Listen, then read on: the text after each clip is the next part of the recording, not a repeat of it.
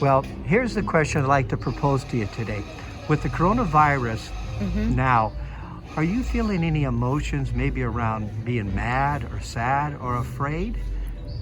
I'm feeling sad. I'm feeling depressed. I'm feeling that even though the sky is blue, that it is gray, and that everything almost seems to be in black and white and the colors are gone. That's my answer. Okay, so Jerry Brown here with Jerry Brown Travel. Lori here. We are feeling sad, sad, sad. And it's not only us, it's other people in the community. So what we've done today is we've gone out and we've interviewed some people. And we want to show you their feelings and how they're coping with their own personal lives. And so that's where we're going to go in this video. It's going to be a bit long, but I think it'll be interesting for you to meet some of the local people and just see what they have to say. Okay, so it's lost its color. It's lost its color. You're seeing more in black and white than in Technicolor. That's right. Yes, Okay. I am. Yes. Do you have any examples that maybe that you would? Just walking around, I'm not seeing what I usually see. Yeah. Yeah. You know, my sadness is that it's not as sociable. Right. And it seems like people, even if you're wearing your mask and you say, you know, good morning, or look at you a little strange, like, who are you? Who Why are you? They don't even know. And before this, we said hello to everybody. Yeah. And So- now you have to worry about how close people are and to keep people at arm's length. And that's not my personality. Yeah. And so I find that also very difficult. Yeah. Yes. Yeah. So, would you like our audience to know your name? I'm Monica. Well, actually, my name is now Monacat because I've adopted 7 cats I've rescued. So it's now Monacat. Monacats. Monacat. Okay, great. Thank you, Monacats. Virginia, I have a question to ask you. With the virus and everything that's happening, are you feeling some emotions or some feelings around, say, maybe being sad or afraid or even mad, you know, what's going on? More, I guess, into what's happening for you personally. Well, I have to say, I'm sad to not be around all my friends because I have friends that are much older and they are totally isolating. And I'm sad because we travel a lot and we normally would have gone up to the States to see my son. And he has a health problem, so we really can't go visit him now. And, you know, I'm just, and we also love to travel. We had planned on going to Spain in May and that got screwed up. So I'm sad for the life I used to have, but I'm very thankful that I have a good husband because I would hate to face this all alone. But we're still feeling sad. And Laura, how are you feeling about what's going on inside of you? Yeah, inside of me, well, I feel sad and angry, but you know, nothing I can do with that. So we just get stuck in the house, can't go anywhere. But today we kind of take a drive.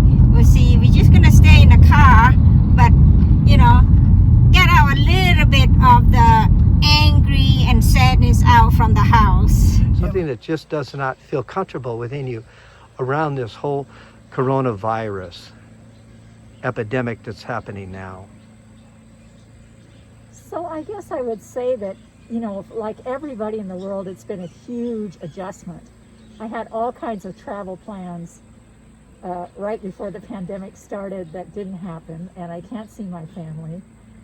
With that, I would say that over time, I've come to understand that I may not like it, and it's certainly inconvenient, but I have to accept what is.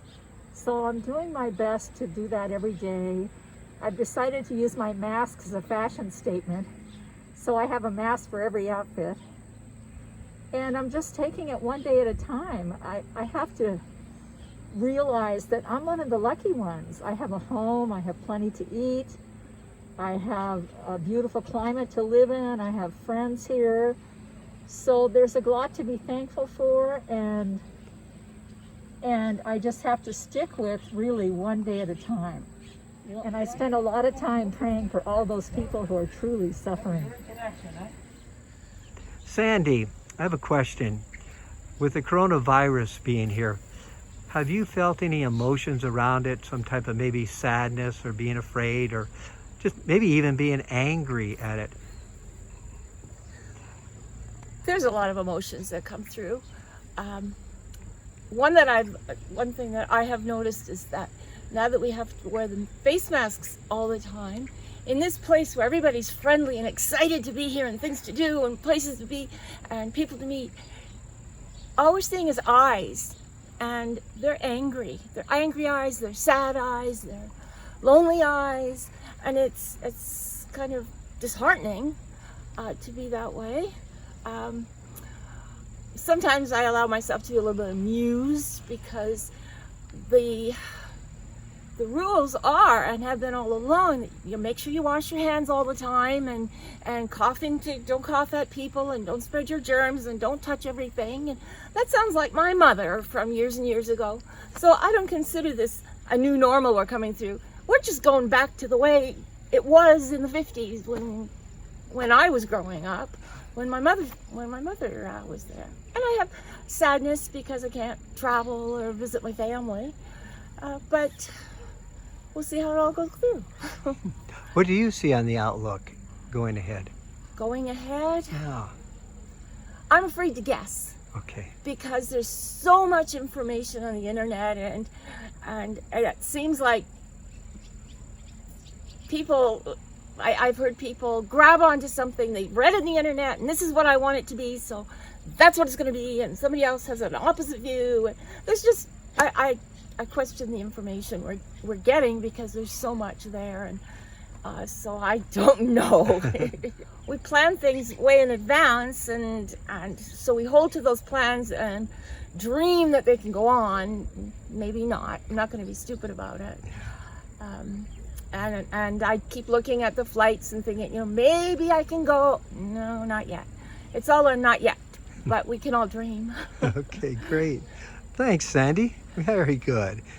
And so I think a lot of it is, it stopped a lot of us from daydreaming on what our goals would be and, how everything is going to work.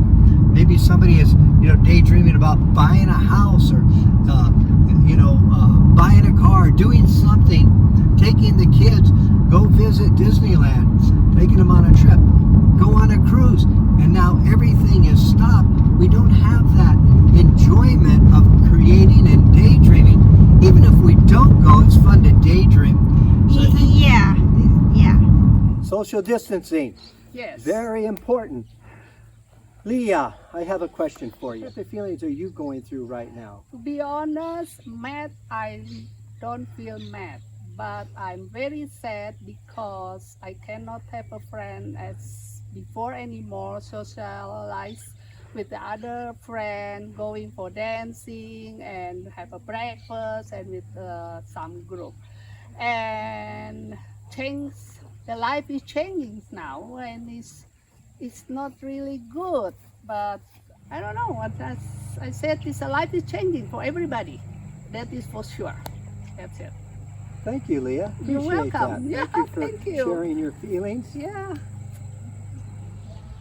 Jack, I have a question. With the virus going on now and what's happening around the world, do you have any sort of feelings or emotions around, for yourself? Maybe are you sad or mad or feel, a little down on this virus thing? What is your input here? Well, I'm not mad. However, I regret not being able to do some of the things that I would like to be able to do about this time of the year. Last year, my wife and I went to Europe, which was a wonderful experience, and we were going to go during the hot spell in April and May here. Never really materialized. We weren't really sure whether it was safe to travel or not. So we've kept our travels local, and I mean like within a mile of our home, very local. Well, let me just tell you about my feelings, really local. But When the virus arrived here, everything was shut down. I mean, like the restaurants, the Malecon, but what's going to happen in the next few months? I don't know. I don't know. Everything, I guess, could change again. Anthony, just curious, with the coronavirus and everything going on here, how is it affecting you? Myself, I know that no matter what happens in the world, that my happiness has to do with my internal state and my relationship with myself and my wife and my children. And when that's strong, the external things don't bother me so much. Great. Well, thank you, Anthony. Appreciate your time. Thank you, Jerry. Lori and I want to thank all you patrons. We have started a program. If you contribute to our Patreon account, we take that money and match it. You give us $2, we'll put in another $2. We're giving it back to the needy families here in Mexico. It's a way that we all can participate in helping others. If you're interested in becoming a patron, look for information down below in the description. There's a link there. See my face at the bottom right? That's how you can become subscribed to our YouTube channel. Just touch on it and you will be subscribe free.